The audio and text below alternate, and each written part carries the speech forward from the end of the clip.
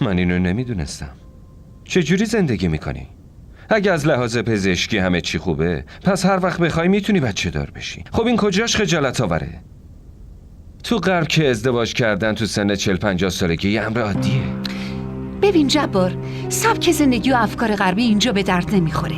اون اگه مشکلی نداشته پس چرا مرده؟ روش تو واقعا فکر نمی کنی این حرفایی که میزنی اینا همش حرفای مامانته.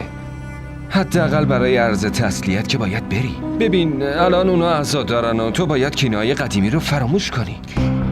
من با اونا هیچ دوستی ندارم. این تسلیت و عزاداری از من بر نمیاد. یکی میخواسته بمیره، خب حالا مرده. عزاداری چه کاریه؟ آدم باید ذره انسانیت داشته باشه، نه باید ظالم باشه. اگه تو برای عرض تسلیت نمیخوای بری، خب نرو، اما اینجوری غم دیگران رو مسخره نکن.